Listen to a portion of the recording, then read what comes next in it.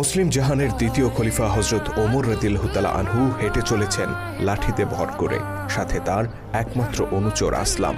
বয়সের ভারে নুজু হয়ে পড়েছেন এককালের সুঠাম শক্তিশালী ওমর। কে বলবে যৌবনে এই মানুষটি নিয়মিত কুস্তি লড়াই করতেন আর বাঘা বাঘা সব পালোয়ানকে নিমিষে হারিয়ে দিতেন। যুদ্ধের ময়দানে ত্রাস সৃষ্টি করে বেড়াতেন যে ওমর, তিনি আজ ঠিকমতো চলাফেরাও করতে পারেন না।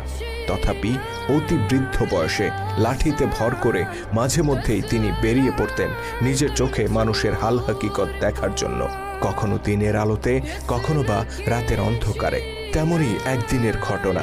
হাঁটতে হাঁটতে মদিনা শহর থেকে বেশ দূরে একটি গ্রামে পৌঁছে যান ওমর রাদিয়াল্লাহু তাআলা আনহু।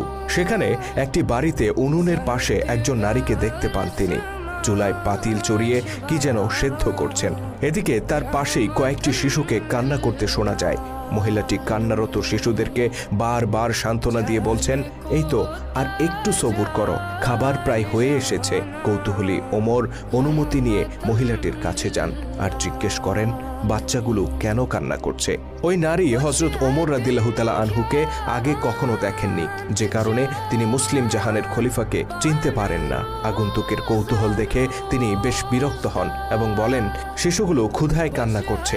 ওমর রাদিয়াল্লাহু তাআলা আনহু জানতে চান উনুনে তিনি কি চড়িয়েছেন, খাবার প্রস্তুত হতে আর কত দেরি। মহিলাটি আরো বেশি বিরক্ত হয়ে বলেন, পাতিলে কিছুই নেই, শুধু পানি চড়িয়ে রেখেছি। বাচ্চাগুলোকে সান্ত্বনা দেওয়ার জন্য খাবার তৈরির ভান করছি। কাঁদতে কাঁদতে তারা একটু পরে এমনিতেই ঘুমিয়ে পড়বে। অতঃপর অতি দুঃখের সাথে নারীটি জানান তার ঘরে কোনো খাবার নেই। তিনি নিজের এই দুরবস্থার কারণে খলিফা ওমরকে দায়ী করেন আর বলেন নিশ্চয়ই এর জন্য আল্লাহর দরবারে ওমরকে জবাব দিতে হবে। তিনি জানতেন না তার সামনেই দাঁড়িয়ে আছেন খলিফা ওমর রাদিয়াল্লাহু তাআলা আনহু। ওমর রাদিয়াল্লাহু তাআলা আনহু বিস্মিত কণ্ঠে বলেন, খলিফাকে কেন এর জন্য দায়ী করছেন? তিনি হয়তো আপনার এই দুরবস্থার কথা জানেনই না। মহিলাটি পাল্টা প্রশ্ন করে বলেন, খলিফা হিসেবে প্রত্যেক নাগরিকের খোঁজখবর নেয়া কি তার দায়িত্ব নয়? তিনি কেন আমাদের ব্যাপারে গাফেল থাকবেন? এর জন্য অবশ্যই তাকে জবাব দিতে হবে। মহিলাটির এই অনুযোগ খলিফা ওমরের হৃদয়কে চূর্ণ করে দেয়। তিনি বলেন, আপনি অপেক্ষা করুন, আমি শীঘ্রই বাচ্চাগুলোর খাবারের ব্যবস্থা করছি।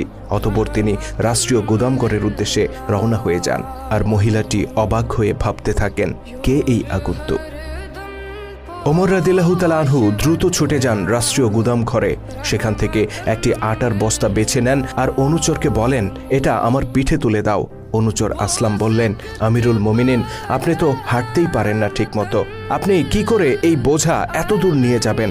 বরং আমি এটা সেখানে পৌঁছে দেই।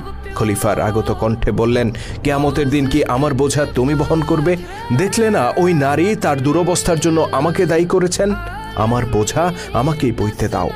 অতঃপর অর্ধজাহানের বাদশা হেঁটে চললেন লাঠিতে ভর করে, কাঁধে তার আটার বস্তা, পিছু পিছু হেঁটে চলল বিভ্রান্ত অনুচর। এভাবে দীর্ঘ পথ হেঁটে প্রকৃতিতে